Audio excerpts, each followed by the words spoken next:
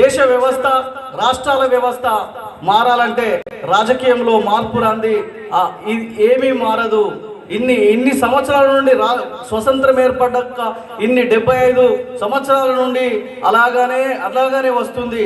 ఈ రాజకీయ వ్యవస్థ మారంది ఏమీ మారదని చెప్పి దాని మీద పోరాటం మొదలుపెట్టిండు. ఎక్కడ ఎలక్షన్లు అయితే అక్కడ నిలబడతాడు, బండి పెట్టుకుంటాడు. ఆ కాన్సెప్ట్ అంతా చెప్తుంటాడు ఇక ప్రజలకు. సాయన్న కళాకారుల కోసం ఇంత దూరం కదిలి వచ్చినందుకు ధన్యవాదాలు. జోహార్ తెలంగాణ అమరవీరులకు, జోహార్ తెలంగాణ విద్యార్థి అమరవీరులకు, వర్ధిల్లాలి కళాకారుల ఐక్యత, వర్ధిల్లాలి కళాకారుల ఐక్యత. మిత్రులారా, నేర్నాళ్ళ కిషోరన్న, రమాదేవక్క, చక్రాల రగన్న, ఒకటా రెండా ఎన్ని పేర్లు చెప్పాలి? అనేక మంది ఆత్మీయ కళాకారులు ఉన్నారు. నేను కూడా ఒక రైటర్ను, ఒక పాటగాన్ని, పాట పాడతా, డప్పులు కొడతా. కానీ నేను వృత్తిరీత్యా ఒక డాక్టర్ను. అనేక మంది పేదవాళ్లకు ఉచితంగా వైద్యం చేస్తుంటాను. వికలాంగులకు ఫీజులు తీసుకోను, అనాథ పిల్లలకు తీసుకోను, గవర్నమెంట్ స్కూళ్ళల్లో చదివే పిల్లలకు ఫీజులు తీసుకోను, మున్సిపాలిటీ కార్మికులకు తీసుకోను. బిఎస్ఎఫ్ జవాన్లు ఉంటారు హైదరాబాద్లో, నేనున్న ప్రాంతంలో. బిఎస్ఎఫ్ జవాన్లకు కూడా నేను ఫీజులు తీసుకోకుండా ఉచితంగా వైద్యం చేస్తుంటాను. అదేవిధంగా తోటి కళాకారులైనటువంటి వాళ్లకు ఎక్కడ ఏ చిన్న ఆపద కలిగినా నేనున్నానని చెప్పేసి ఖచ్చితంగా వాళ్ళ ప్రాణాలను నా ప్రాణంగా కాపాడుకుంటానని చెప్పేసి మీకు వాగ్దానం చేస్తున్నాను.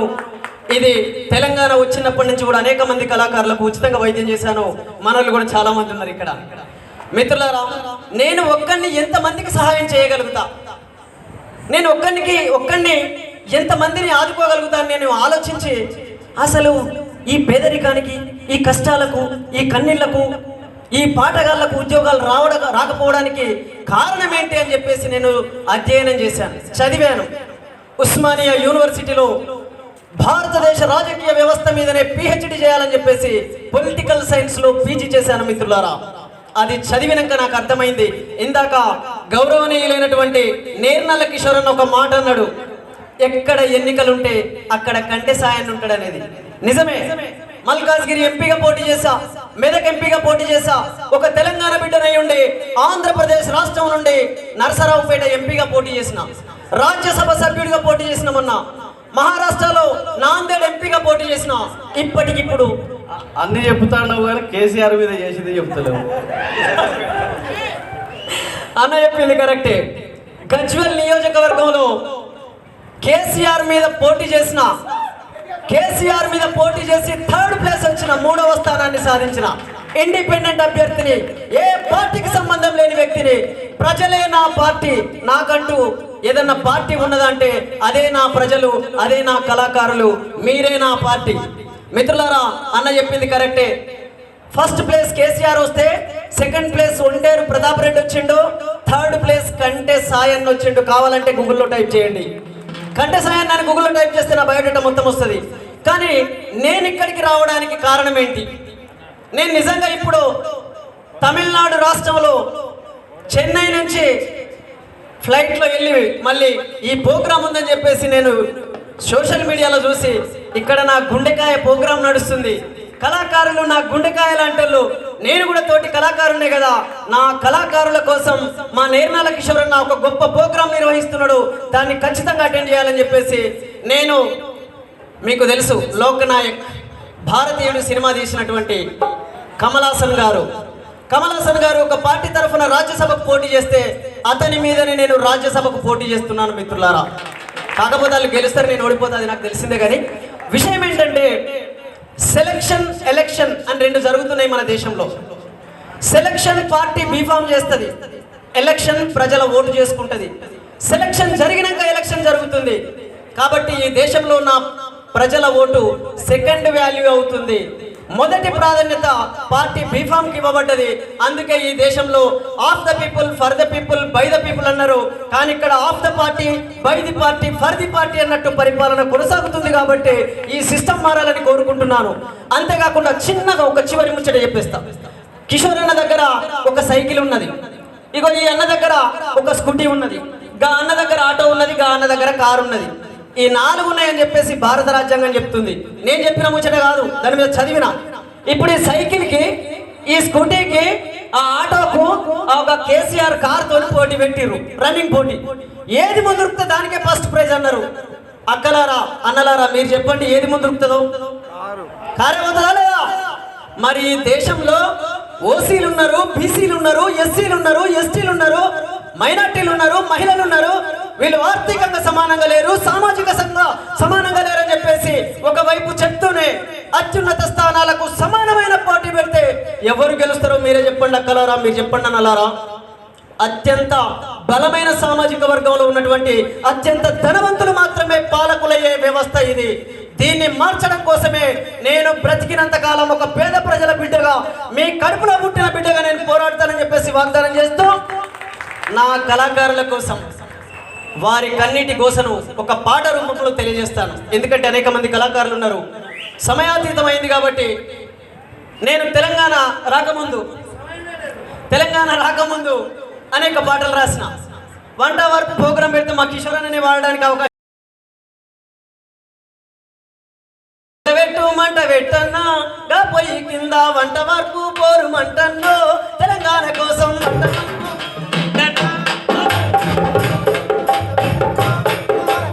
ఈ మంట సెగదగిలి పార్లమెంటు కదలాలి.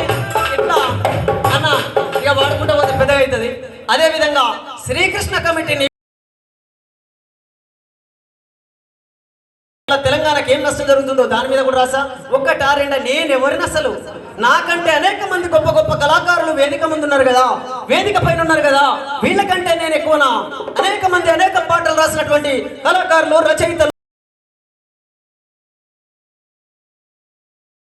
ప్రాణంగా పెట్టినటువంటి అమరవీరుల త్యాగాల ముందు మనం ఎంత ఒక్కసారి ఆలోచించి, సాగరో సాయన్న సమిష్టిగా నీవు సామాజిక తెలంగాణ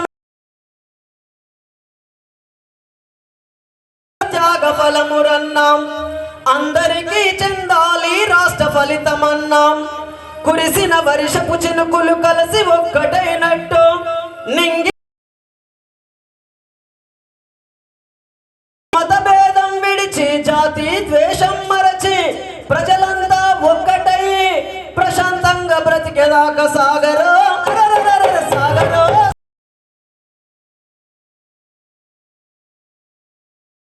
వరకు సాగరో సాయన్న సమిష్టిగా నీవు సామాజిక తెలంగాణ సాధించే వరకు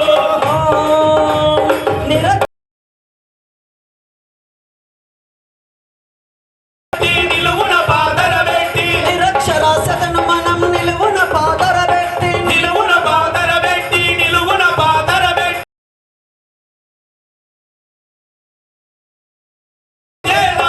నిర్మూలించేదాకా నిరుద్యోగ సమస్యను నిర్మూలించేదాకా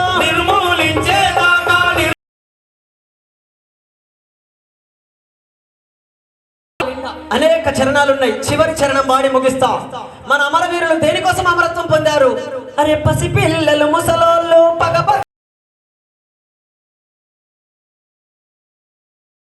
పసిపిల్లలు ముసలోళ్ళు పగ పగ పగ నవ్వాలి, పగ పగ పగ నవ్వాలి, పగ పగ పగ నవ్వాలి. పురుషులతో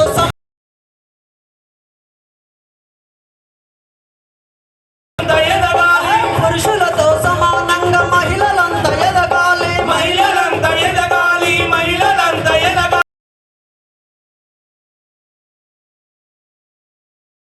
పెరగాలి మమకారం పెరగాలి, మనిషికి మనిషికి మధ్యన మమకారం పెరగాలి, మమకారం పెరగాలి.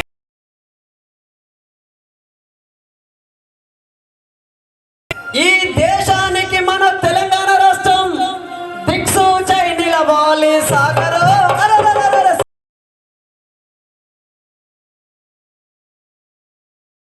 సాధించే వరకు సాగరో సాయన్న సమిష్టిగా నీవు సామాజిక తెలంగాణ సాధించే వరకు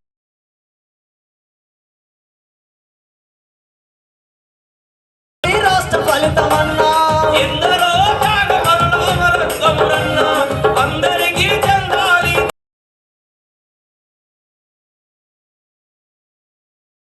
మిత్రులారా, మరొకసారి నేను ఎక్కడ పోటీ చేసినా నన్ను ఆదరించాలని, నన్ను గెలిపిస్తే ఖచ్చితంగా సామాజిక న్యాయం కోసం పోరాడతాను.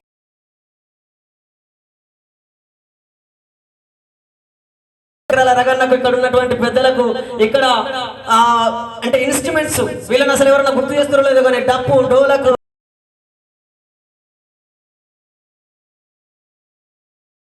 మీడియా మిత్రులకు ప్రతి ఒక్కరికి పేరు పేరున కళాభివందనాలు తెలియజేస్తూ ముగిస్తున్నాను.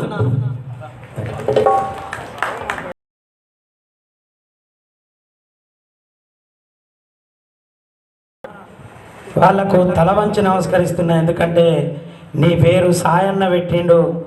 సాయన్న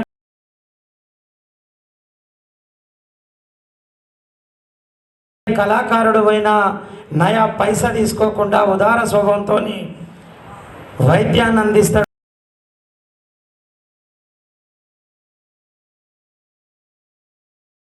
ఎప్పుడు నువ్వు కనబడతావన్నా, అందుకే సాయన్న అని మీ తల్లిదండ్రులు నీకు పేరు పెట్టినందుకు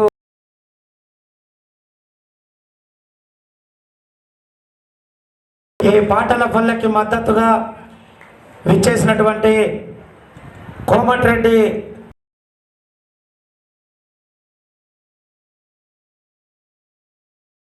వారికి పాటల పల్లకి స్వాగతం